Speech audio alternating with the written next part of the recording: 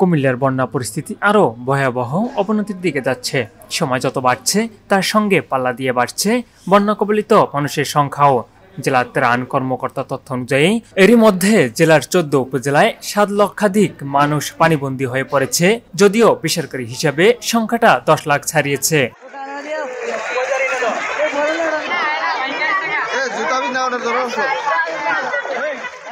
গত কয়েকদিনের টানা বৃষ্টি ও ভারত থেকে নেমে আসা ঢল কুমিল্লা বন্যা শুরু হয়। এর মধ্যে জেলার 14 গ্রাম, নাঙ্গলকোট, লাকসাম, মনোহরগঞ্জ, সদর দক্ষিণ, বরুয়া, বুড়িচিং, ব্রাহ্মণপাড়া সহ জেলার 17টি উপজেলার মধ্যে 14টি উপজেলায় বন্যা কবলিত হয়ে পড়েছে। সবখানেই বন্যার্তদের মাঝে হাহাকার দেখা গেছে। অনেক এলাকায় আশ্রয় কেন্দ্রগুলো পানিবন্দী হয়ে পড়ায় বন্যার্তদের দুর্ভোগ আরো বেড়ে যায়। বৃহস্পতিবার দিবাগত রাত 11:30টার দিকে গোমতী নদীর বুড়িচিং উপজেলায় বুরবুরিয়া এলাকায় বাঁধ ভেঙে গেলে আকাশ ভেঙে পড়ে এই উপজেলার মানুষের উপর।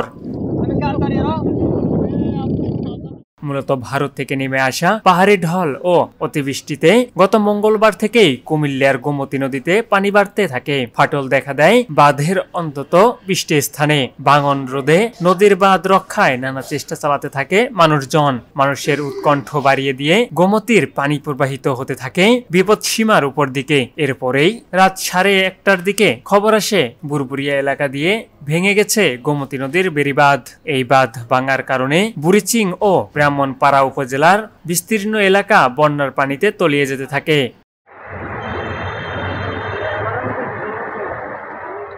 এসব বন্যা কবলিত মানুষের পাশে এসে দাঁড়িয়েছে বিভিন্ন জেলা উপজেলার থেকে সামাজিক, স্বেচ্ছাসেবী ও রাজনীতি সংগঠন সহ মানবতার ফেরিওয়ালা মানুষগুলো। তারা এসব পানিবন্দী মানুষদেরকে উদ্ধার তৎপরতা, শুকনো খাবার, বিশুদ্ধ পানি, ঔষধ, খাবারের স্যালাইন সহ প্রয়োজনীয় উপকরণ দিয়ে যাচ্ছে দিনরাত। বন্যা কবলিত এলাকায় স্থানীয় স্কুল, কলেজ, মাদ্রাসা, উঁচু স্থানে রাস্তাঘাট, ফুটপাতে আশ্রয় নিয়েছে। এছাড়াও বন্যা কবলিত এলাকায় 227টি মেডিকেল টিম কাজ করছে এবং উপজেলা প্রশাসনের সাথে সমন্বয় করে দায়িত্ব পালন করছে।